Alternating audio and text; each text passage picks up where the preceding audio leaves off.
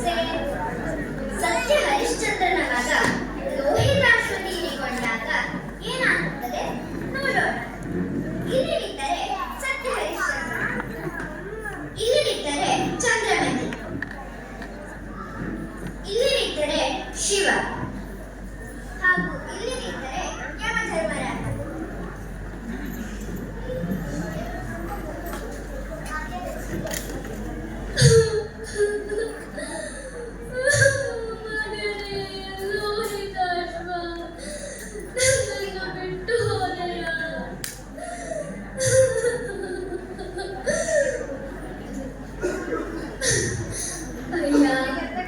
ನನ್ನ ಮಗನ ಅಂತ್ಯ ಸಂಸ್ಕಾರವನ್ನು ಮಾಡಲು ನನಗೆ ಒಂದಿಷ್ಟು ಜಾಗವನ್ನು ನೀಡುವೆಯಾ?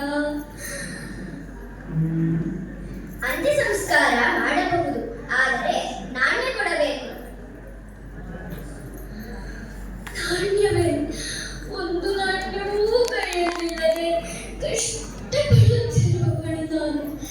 ಈಗ ನನ್ನ ಮಗನನ್ನೂ ನಾನು ಕಳೆದುಕೊಂಡಿದ್ದೇನೆ. ನಾನೆಲ್ಲಿಂದ ನಾಣ್ಯ ತರದೆಯ?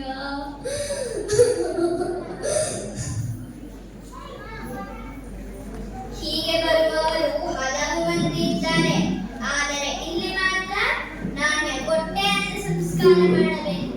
ನಿನಗೆ ನಾಣ್ಯ ಕೊಡಲಾಗದಿದ್ದರೆ ನಿನ್ನ ಕುತ್ತಿಗೆಯಲ್ಲೇ ಇರುವ ಮಾಂಗಲ್ಯ ಸೂತ್ರ, ಅದನ್ನು ಕೊಟ್ಟು ಅಂತ್ಯ ಸಂಸ್ಕಾರ ಮಾಡಿಕೊ.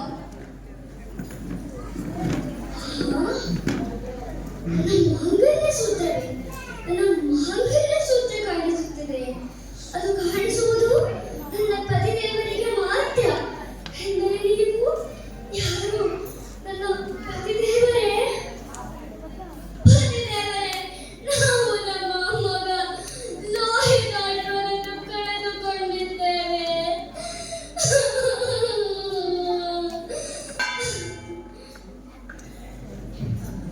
ಏನು? ಲೋಹಿತಾಶ್ವನೇ? ನಾವು ಲೋಹಿತಾಶ್ವನನ್ನು ಕಳೆದುಕೊಂಡಿದ್ದೇವೆ? ನಾನೇನು ಕೇಳುತ್ತಿದ್ದೇನೆ?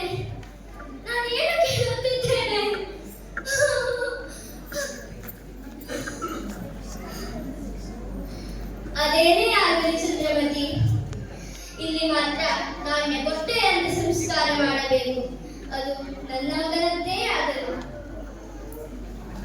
ಸ್ವಾಮಿ, ನಿಮ್ಮ ಸತ್ಯನಿಷ್ಠೆಗೆ ಕರ್ಮನಿಷ್ಠೆಗೆ ನಾನು ಕುಂದು ಮಾಡುವುದಿಲ್ಲ. ಆದರೆ ಮಾಂಗಲ್ಯ ಸೂತ್ರವನ್ನೂ ಕಳೆದುಕೊಂಡು ವಿಧವೆಯಾಗಿರುವುದರಿಂದ ನನ್ನ ಜೀವವನ್ನೇ ನಾನು ಸಮರ್ಪಣೆ ಮಾಡಿ ನನ್ನ ಮಗನ ಅಂತ್ಯ ಸಂಸ್ಕಾರವನ್ನು ಮಾಡುತ್ತೇನೆ. ನನ್ನ ಜೀವವನ್ನೇ ತೆಗೆದುಕೊಳ್ಳಿ. ಚಂದ್ರಮತಿ, ನನಗೀಗ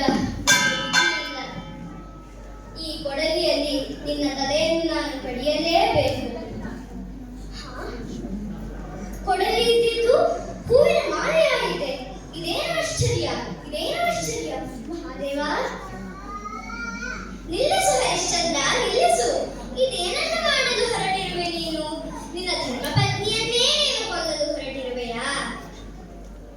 ನನ್ನ ಒಡೆಯನ ಮಾತನ್ನು ಮೀರಬಾರದೆಂದು ಹೀಗೆ ಮಾಡಲು ಹೊರಟಿರುವೆ ಸ್ವಾಮಿ. ಹರಿಶ್ಚಂದ್ರ, ಒಡೆಯ, ನಾನು ನಿನ್ನ ಒಡೆಯನೇ ಆಗಿದ್ದರೂ ನಾನು ಯಮಧರ್ಮರಾಯ. ನಿನ್ನನ್ನು ಪರೀಕ್ಷಿಸದೆಂದು ಹೀಗೆ ಮಾಡಿದೆ. ನಿನ್ನ ಸತ್ಯನಿಷ್ಠೆಗೆ ಕರ್ಮನಿಷ್ಠೆಗೆ ನಾನು ಮೆಚ್ಚಿದ್ದೇನೆ ಹರಿಶ್ಚಂದ್ರ.